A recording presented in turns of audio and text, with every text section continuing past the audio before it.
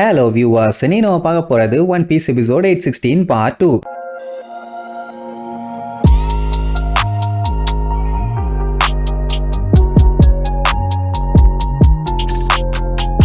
Open பண்ணா போன பாட்டுல பெட்ரோக்கும் டமகோக்கும் சண்டை ஸ்டார்ட் ஆயிருக்கு முன்னாடி பிளாஷ்பேக் காட்டினாங்கல்ல. அதுல அவனுக்கு போட்ட சண்டையில பெட்ரோ அந்த டமகோவோட கண்ணை வெட்டிட்டான். அவன் செம கடுப்புல இருக்கும் போது டம்மு டம்மு டம்முன்னு ஒரு சவுண்ட் இந்த மாதிரி கேட்டாலே உங்களுக்கு எந்த டவுட்டும் வேண்டாம், அது பிக் மாம் தான். வந்தவ இப்படி ஒரு மூஞ்ச வச்சுக்கிட்டு நிப்பா. அவனுக்கு 2 பேத்துக்கு அள்ளு விட்டுருக்கும். இது வரைக்கும் மட்டும் காமிச்சிட்டு அதுக்கப்புறம் இப்ப நடக்கிற சண்டையை காட்டுவாங்க. போன டைம் தான் கண்ணு போச்சு, ஆனா இந்த டைம் உன்னோட கழுத்தே போகுதுன்னு 2 பேரும் ஒரே மாதிரி டைலாக் அடிச்சுட்டு ஒரே மாதிரி வந்து சண்டையை போடுவானுங்க. ஒரு டைமுங்கும் போது டமகோ கண்டமேனிக்கு அட்டாக் பண்ணி பெட்ரோவை பின்னாடி தள்ளிட்டு போவான். இன்னொரு டைம் பெட்ரோ கண்டமேனிக்கு அட்டாக் பண்ணி டமகோவை பின்னாடி தள்ளிட்டு போவான். சோ இப்படியே 2 பேத்தோட சண்டையும் வெறித்தனமா போயிட்டு இருக்குது. இதுல வேற அவன் ஒரு டைம் மிஸ் பண்ணானா இவன் ஒரு டைம் மிஸ் பண்றான். சோ இதெல்லாம் வச்சு பார்க்கும்போது நல்லா தெரியுது 2 பேருமே பேரலா ஈக்குவலா சண்டை போறாங்கன்னு. அவனுக்கு கண்ணு வலிக்கும் போதெல்லாம் அவன் ஞாபகம் வருமாமா, அவனுக்கு கண்ணு வலிக்கும் போதெல்லாம் இவன் ஞாபகம் வருமாமா. சொல்லி தான் அடிச்சுக்குவானுங்க. அந்த நாள் நடந்த சம்பவத்தை நான் மறக்க மாட்டேன்னு. மறுபடியும் பிளாஷ்பேக் என்னன்னா பிக் மாம் வந்து ஒரு லுக் விட்டாலே, அதுக்கப்புறம் 2 பேத்தையும் அலேக்கா தூக்கிட்டு போயிட்டான். வந்தவன் அப்படியே மண்டி போட வச்சு எதுக்கு வந்தீங்க,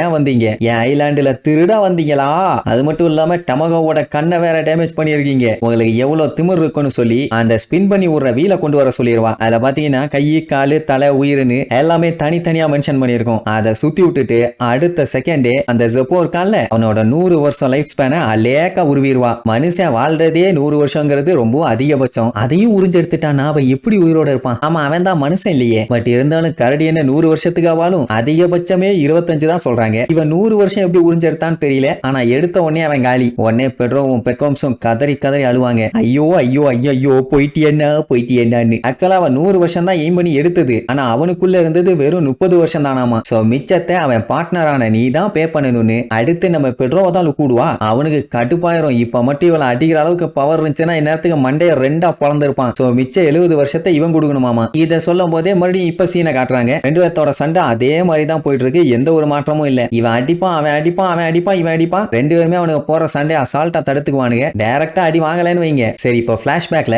பிக் மாம் என்ன பண்ணான்னு பாப்போம். அவன் மிச்ச 70 வருஷத்தை பெட்ரோ கிட்ட கேட்ட உடனே பெக்கோம்ஸ் கடுப்பாயி வேண்டான்னு கெஞ்சுவான். ஏன்னா 70 வருஷம் எடுத்தா கண்டிப்பா இவங்கிட்டயும் 70 இருக்க வாய்ப்பே இல்ல, செத்து போயிருவான். அதனால கொஞ்சம் கருணை காட்டுங்க, இவங்க எல்லாம் எனக்கு அண்ணனுங்க மாதிரி, இப்படி எல்லாம் பண்ணாதீங்கன்னு கதறி அழுவான். சரி ஓகேன்ட்டு பிக் மாமும் அழாத உனக்காக வேணா நான் 10 வருஷம் எடுத்துக்கிறேன். உடனே அங்க டமகோ கடுப்பாயிருவான். என்ன இப்படி விட்டுட்டாங்களேன்னு. ஏன்னா அவனுக்கு கண்ணு போயிருக்கேன். உடனே அதையும் நோட் பண்ணிட்டு அவனோட கண்ணை நீ டேமேஜ் பண்ணிருக்க, அதனால அதுக்கு 50 வருஷம் சேர்த்து போட்டு மொத்தம் 60 வருஷம். இப்போ ஓகேவா பெக்கோம்ஸ்னு கேட்ட உடனே அவனுக்கு என்ன சொல்றதுனே தெரியல. ஏன்னா 60 வருஷம் அவனோட லைஃப் ஸ்பேன் எடுத்தாலும் சடனா அவன் செத்து போறதுக்கு கூட வாய்ப்பு இருக்குது இல்ல. இதை இவங்க டிஸ்கஸ் பண்ணிட்டு இருக்கும் போதே பெட்ரோ என்ன பண்ணிடுவான், கத்தி எடுத்து அவன் கண்ணை அவனே குத்திக்குவான். இதுக்கு எத்தனை வருஷம் குறைப்பீங்கன்னு வேற கேட்பான். அவளுக்கே ஷாக் ஆயிரும், என்ன சடனா இப்படி பண்ணிட்டானேன்னு. அப்படின்னா அந்த டமகோ சண்டை போட்டெல்லாம் பெட்ரோவோட கண்ணை டேமேஜ் பண்ணல, அவனே தான் பண்ணியிருக்கான். அவனை பொறுத்த வரைக்கும் இப்போதைக்கு எப்படியாச்சும் திரும்பி போய் ஆகணும், சாக கூடாது. அதனால குறைக்கிறதுக்காக என்ன வேணாலும் பண்ணலாம்னு முடிவு பண்ணி இந்த மாதிரி பண்ணிட்டான். பரவாயில்லையே, பையன் கொஞ்சம் விவரமா தான் இருக்கான், அண்ட் ஹேண்ட்ஸமா தான் இருக்கான்னு. சரிப்பா,